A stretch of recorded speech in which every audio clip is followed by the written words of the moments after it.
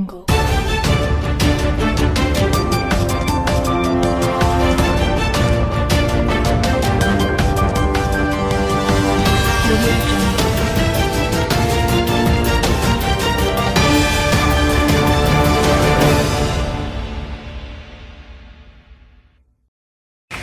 రాష్ట్రంలో అత్యంత ప్రాధాన్యత కలిగినటువంటి రంగం వ్యవసాయం, వ్యవసాయ అనుబంధ రంగాలు. ఎందుకు అంత ప్రాధాన్యతని చెప్తున్నానంటే, రాష్ట్ర జనాభాలో 164 మంది ఈ రంగం మీదే ఆధారపడి జీవనం సాగిస్తున్నారు. దీనితో పాటుగా ఈ రంగం ద్వారా రాష్ట్ర ప్రభుత్వానికి కూడా ఆదాయం ఎక్కువగా వస్తున్నటువంటి రంగం కాబట్టి ఈ రంగానికి అంత ప్రాధాన్యత ఉన్న విషయం మనందరం కూడా ఒక్కసారి గుర్తు చేసుకోవాలని చెప్పి తెలియజేస్తున్నాను. ఇంత ప్రాధాన్యత రంగానికి ఏ ప్రభుత్వమైనా అత్యంత ప్రాధాన్యత ఇవ్వాలి.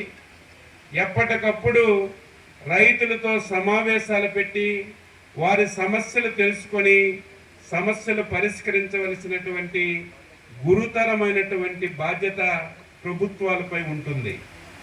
అయితే దురదృష్టవశాత్తు ఈ రాష్ట్రంలో 2 ప్రాధాన్యత రంగాలు ఉన్నాయి. ఒకటి నీటి పారుదల రంగం, 2 వ్యవసాయ రంగం.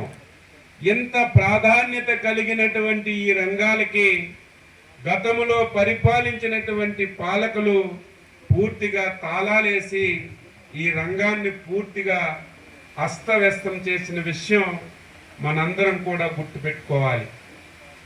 రైతు వ్యవసాయం, వ్యవసాయ అనుబంధ రంగం అంటే చాలా క్రిటికల్ వ్యవస్థ. ఇది నిరంతరం సమస్యలు వస్తాయి.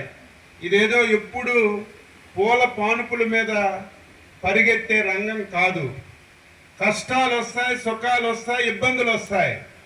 అందులో ఆంధ్రప్రదేశ్ రాష్ట్రం సుదీర్ఘమైనటువంటి తీర ప్రాంతం ఉంది, 1100 కిలోమీటర్లు. ఈ తీర ప్రాంతం వల్ల ఎంత అనుకూలం ఉందో అన్ని ఇబ్బందులు కూడా వస్తాయి. ఆ ఇబ్బందులు ఏంటంటే, ప్రతి సంవత్సరం సైక్లోన్లు, తుఫాన్లు వచ్చి చేతికి పంట వచ్చిన సమయానికి రైతుకి నష్టం చేసినటువంటి సందర్భాలు కూడా చాలా ఎక్కువగా మన రాష్ట్రాల్లో ఉన్నాయి. కాబట్టి ప్రభుత్వం అతి జాగ్రత్తగా ఉండి రైతుకి సరైనటువంటి సలహాలు, సూచనలు ఇచ్చి సరైనటువంటి మార్గంలో నడిపిస్తే తప్ప